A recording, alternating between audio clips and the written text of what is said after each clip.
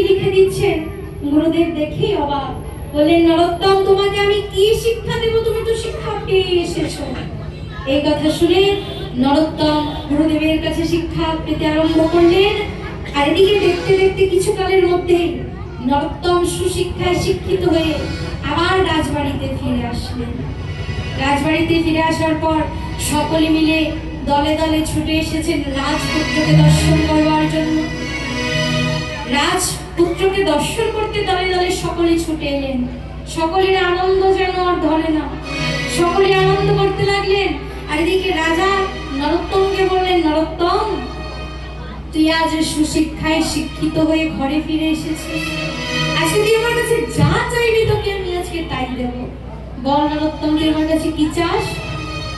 নরোত্তম বললেন, বাবা বেশি কিছু চাই না, তবে আমি শুনেছি যে মহাপ্রভু তার ভক্তগণকে নিয়ে সহচরগণকে নিয়ে পদ্মায় এসেছিলেন, পদ্মার জলে অবগাহন করেছিলেন।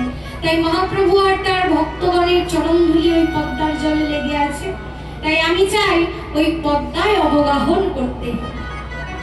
রাজা বললেন, বেশ তাই হবে, কিন্তু যাবি যখন পদ্মায় তাহলে আমি তোর জন্য একটি সোনার পালকি ডেকে দেই।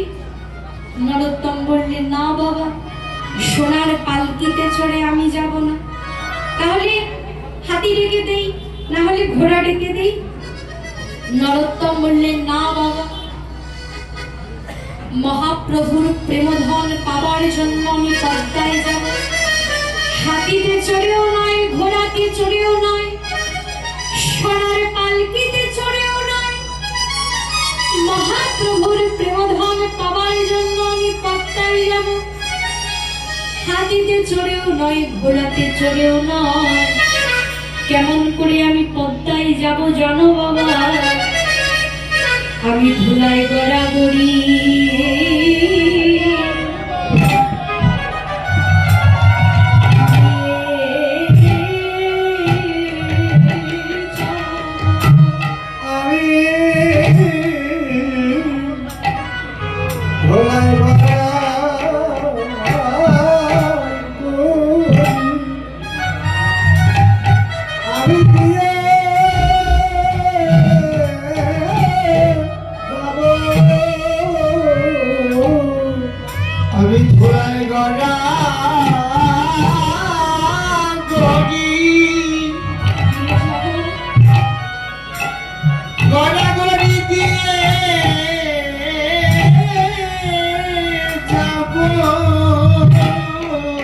ভক্তের চরণ ধরে